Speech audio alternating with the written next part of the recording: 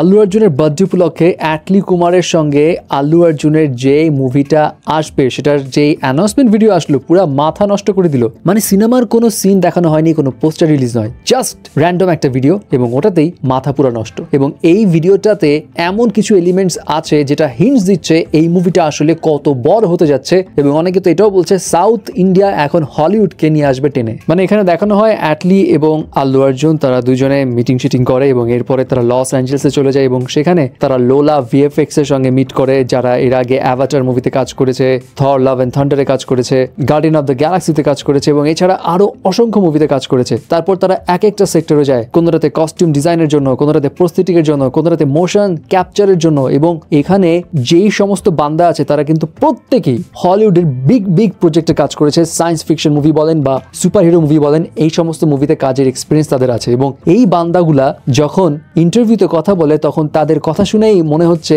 এই মুভিতে আসলে একটা ধামাকা আছে। বিকজ এদের মধ্যে অনেকে এমন কথা বলছে তারা এমন স্ক্রিপ্ট আগে কখনোই শুনিনি, এটা তাদের করা বেস্ট কাজ হবে। কারো কারো তো এই মুভির অ্যাকশন নিয়ে কথা বলতে চায় মাথা খারাপ হয়ে যায়।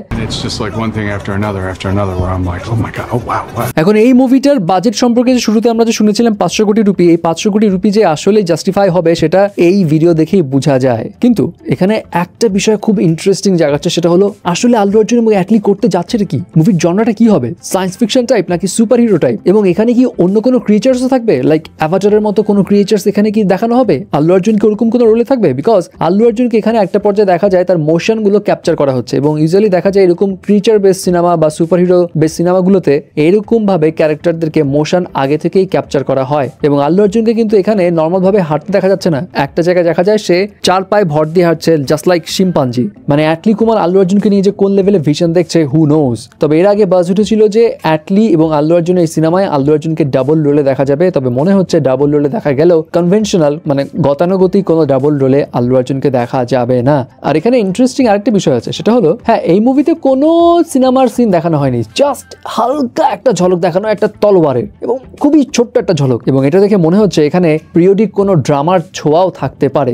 যাই হোক, হলে অনেক কিছু হতে পারে। তবে এই টিজার বা এই অ্যানাউন্সমেন্ট ভিডিও দেখে তো এতটুকু শিওর এটা এমন একটা মুভি হতে যাচ্ছে যেই মুভি ইন্ডিয়াতে এর আগে কখনোই কেউ বানায়নি এবং এটা অন্য লেভেলের একটা মাইলস্টোন ক্রিয়েট করবে ফর শিওর। যাই হোক, আল্লু অর্জুনের যদি এই অ্যানাউন্সমেন্ট ভিডিও আপনি দেখে থাকেন তাহলে আপনার কাছে কেমন লেগেছে মাস্ট জানাবেন।